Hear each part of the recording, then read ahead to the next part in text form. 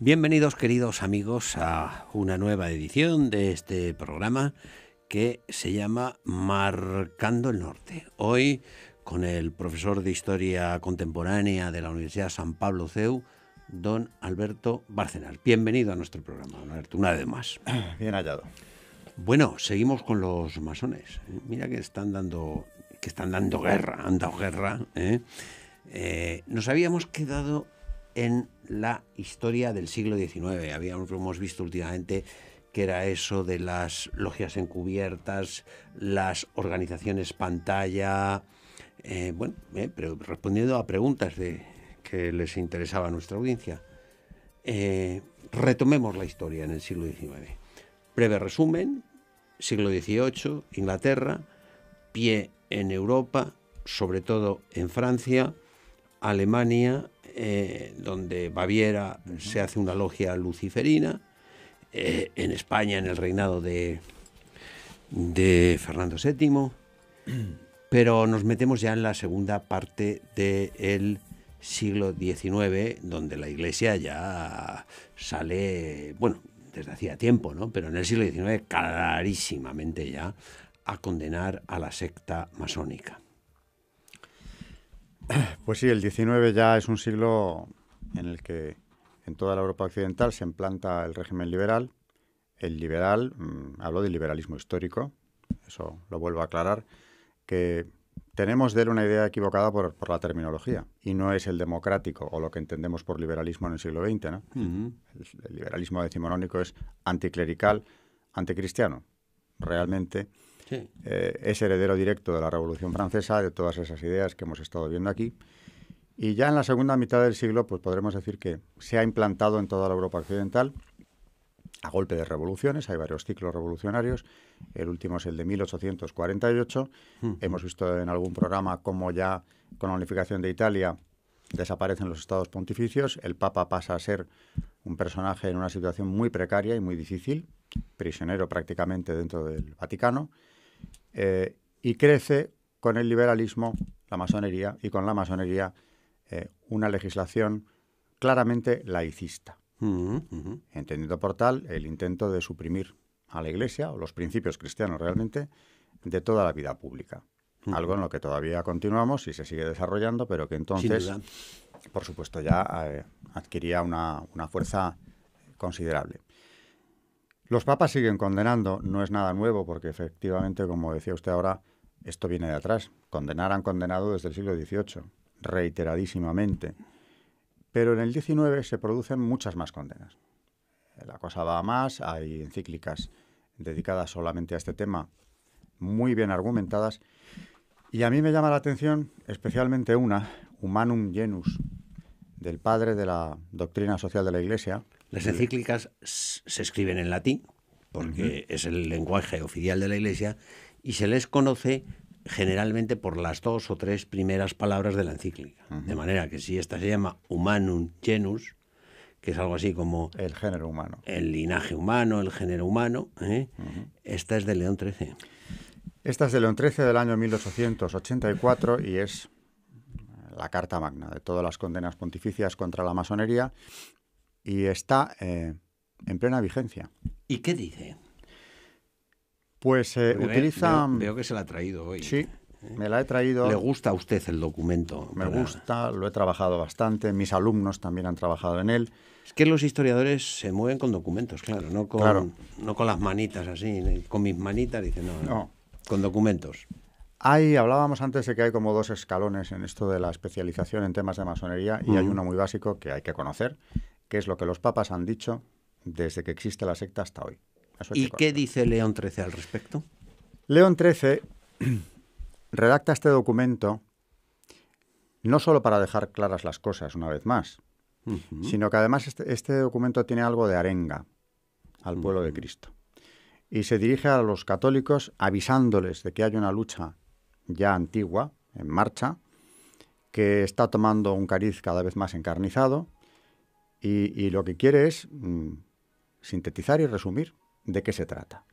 Así que antes de empezar a explicar por qué condena la masonería, hace una introducción para mí brillantísima y lo he comprobado con mis alumnos porque es una introducción que les llega y se les quedan las ideas fundamentales, en la que habla de que aquí nos va a hablar él de la lucha entre el bien y el mal.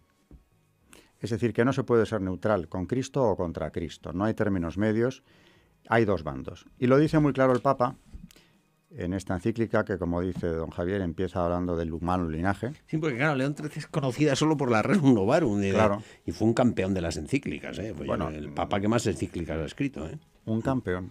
Y además, punto de arranque de... A ver, ¿qué dice concretamente en esta? El humano linaje, después que por envidia del demonio se hubo separado de Dios, creador y dador de los bienes celestiales, quedó dividido en dos bandos diversos y adversos. Uno de ellos combate asiduamente por la verdad y la virtud, y el otro por todo cuanto es contrario a la virtud y a la verdad. Así que deslinda los campos. Hay dos bandos, en el humano linaje hay dos nada más. Uno es el reino de Dios en la tierra, es decir, la verdadera iglesia de Cristo, a la cual quien quisiere estar adherido de corazón y según conviene para la salvación necesita servir a Dios y a su unigénito Hijo con todo su entendimiento. El otro es el reino de Satanás. Así, sin paños calientes ni... No establece matices. Y se entiende muy bien. Es una claridad meridiana y además interpela al que lo lee. Claro. Y como digo, luego si me da tiempo Dice, contaré. ¿dónde quiere usted jugar? ¿Con los blancos o con los negros? Usted verá. Usted verá. Porque lo otro es el reino de Satanás, bajo cuyo imperio y potestad se encuentran todos los que, siguiendo los funestos ejemplos de su caudillo y de nuestros primeros padres, el pecado original, rehúsan obedecer la ley divina y eterna y obran sin cesar o como si Dios no existiera o positivamente contra Dios. Agudamente, y aquí cita a San Agustín, que se le ha citado mucho en este tipo de documentación, agudamente conoció y describió Agustín estos dos reinos a modo de dos ciudades contrarias en sus leyes y deseos, compendiando con sutil brevedad la causa eficiente de una y otra en estas palabras. Dos amores edificaron dos ciudades. El amor de sí mismo hasta el desprecio de Dios edificó la ciudad terrena. El amor de Dios hasta el desprecio de sí mismo, la celestial. Bueno, además es que ellos lo plantean así, porque yo estoy recordando ahora en el reinado de Alfonso XIII que ellos no se andan con paños calientes, y ellos incluso llegan al Palacio Real a decirle al rey, dice, oye, tú con nosotros o sin nosotros, tú verás, Cuéntelo. Esa historia es muy poco conocida, aunque también se ha publicado, y en más de una ocasión. Y el autor de la publicación, hay que citar estas cosas, es el padre Mateo Crowley.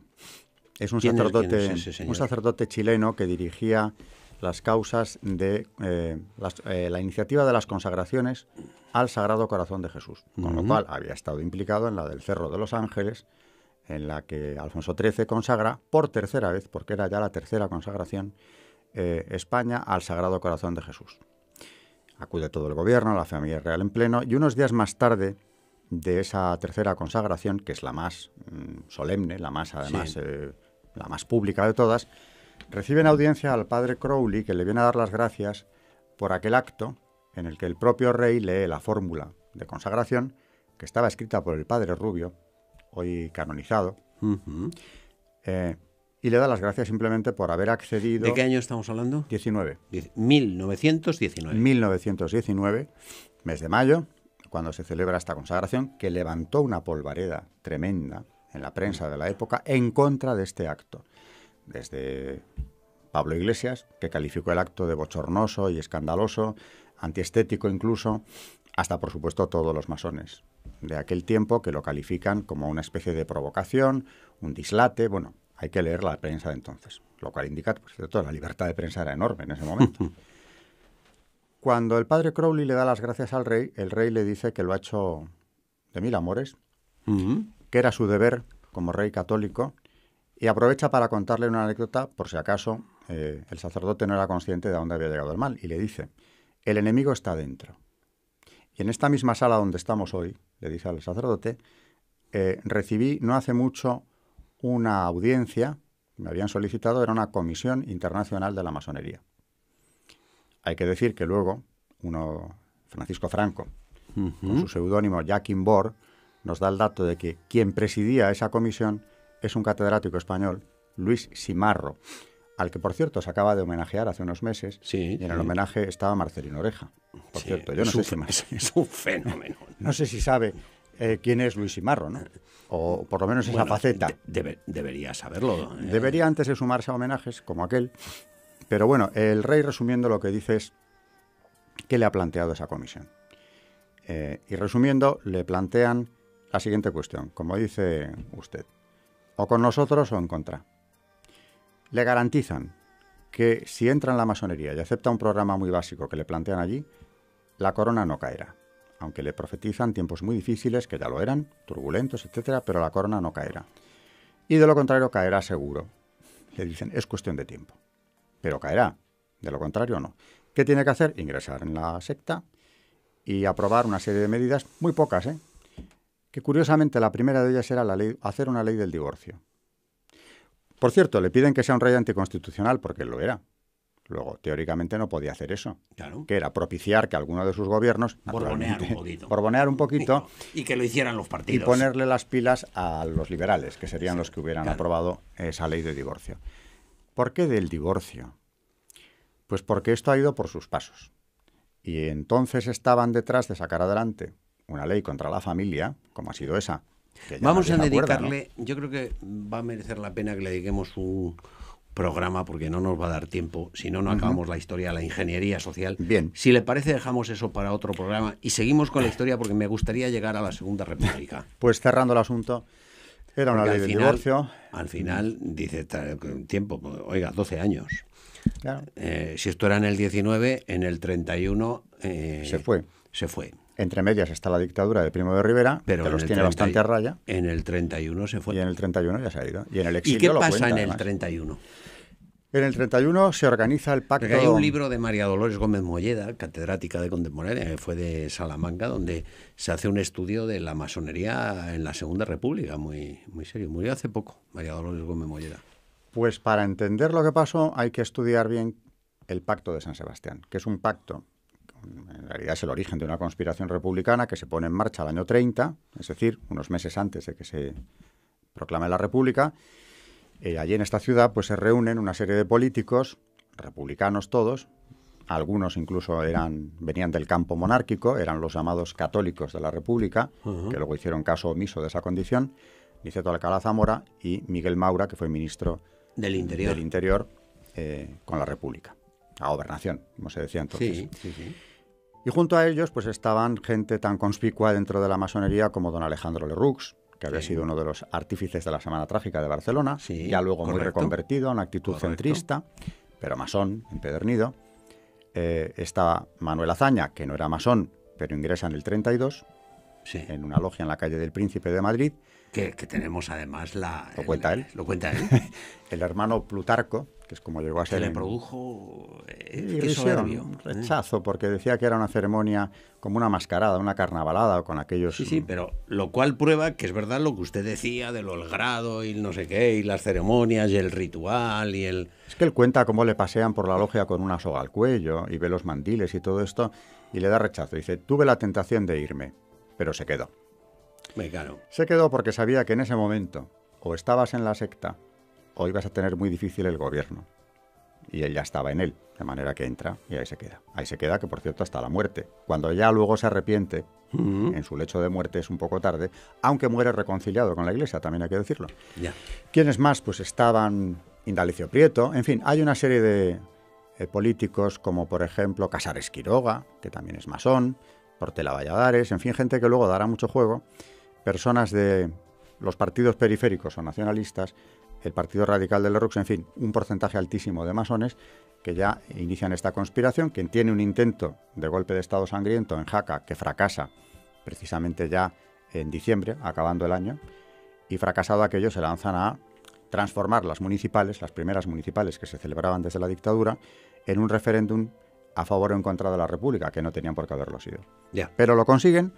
Es un golpe de Estado en toda regla, como digo, y el 14 de abril se proclama la Segunda República, se reparten las carteras como ya habían pactado en San Sebastián, y se inicia una república completamente masónica, con un porcentaje de masones en las Cortes. Cuente, porque a lo mejor no sabe la gente a que nos estamos refiriendo. El 11 de mayo del 31. Es decir, no había pasado un mes de la proclamación. No había pasado un mes, faltaban 3 días para que se cumpliera el mes de la proclamación. Por la mañana de ese día empiezan a arder conventos e iglesias en Madrid, empezando una vez más por la casa profesa de la Compañía de Jesús. Sí.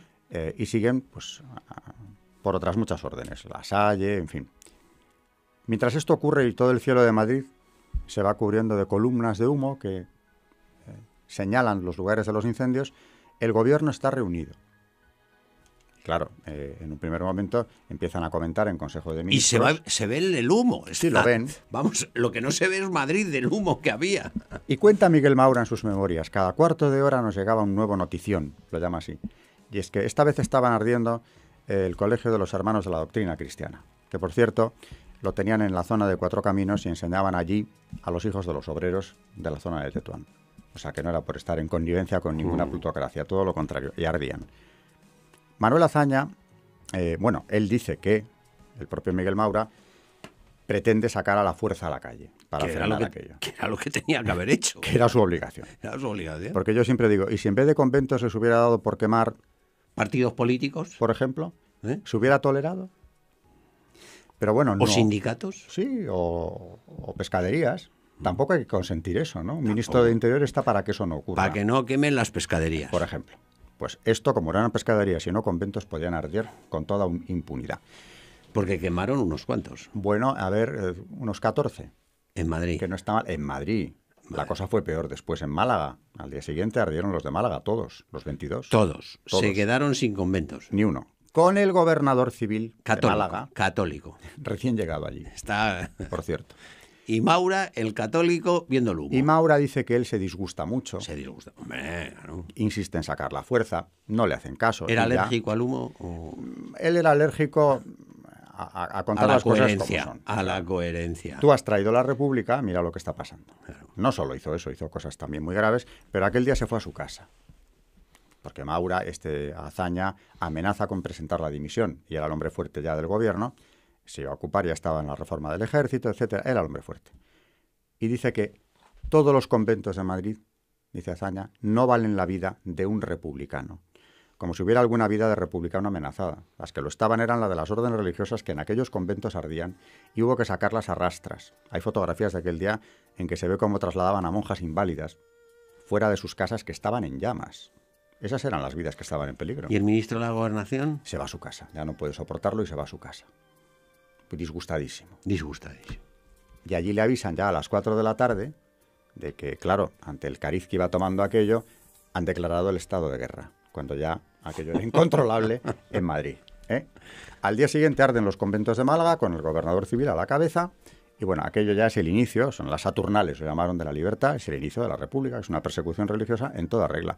¿Por qué? Porque aquello había comenzado con una conspiración, sí, de todas las izquierdas, republicanas, más o menos marxistas, algunas en absoluto marxistas, como era la derecha liberal republicana de Miguel Maura y de Niceto, Alcalá Zamora, que habían prometido en la campaña previa una república con obispos. Había dicho Alcalá Zamora.